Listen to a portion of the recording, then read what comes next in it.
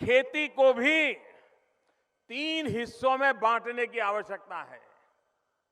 1/3 जो हम परंपरागत खेती करते हैं, धान की खेती करते होंगे, गन्ने की खेती करते होंगे, दलहन की करते होंगे, तिलहन की करते होंगे, जो भी करते हो 1/3।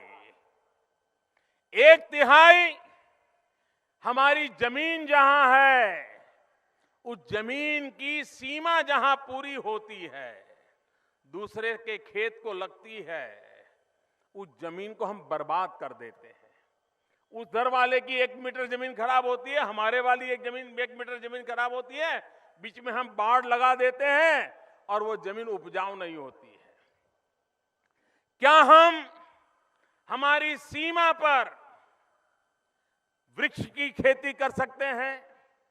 आज हिंदुस्तान को घर बनाने के लिए, फर्नीचर बनाने के लिए टिम्बर विदेशों से लाना पड़ता है, इंपोर्ट करना पड़ता है, आयात करना पड़ता है। अगर हम हमारे किसान अपनी जमीन के आखिरी छोर पर अगर इस टिम्बर की खेती करे, वृक्षों की खेती करे, 15-20 साल में वो पेड़ तैयार हो जाएंगे।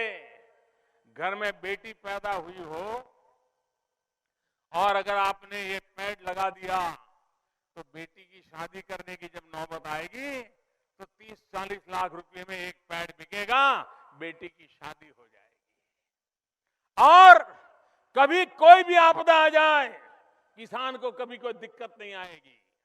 तीसरा हिस्सा पशुपालन। हमने हमारी खेती के काम को 3 हिस्सों में बांट करके चलाना चाहिए।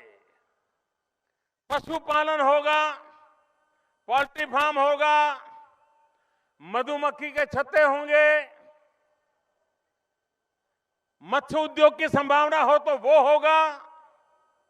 अगर ये चीजें हम खेती के साथ जोड़ दें तो 1/3 परंपरागत खेती, 1/3 पेड़ों की खेती और 1/3 पशुपालन, हमारी ये मेहनत ऐसा रंग लाएगी कि हमारी इनकम डबल हो जाएगी। और कभी परमात्मा रूठ जाए तो भी कभी हमें भूखे मरने की नौबत नहीं आएगी।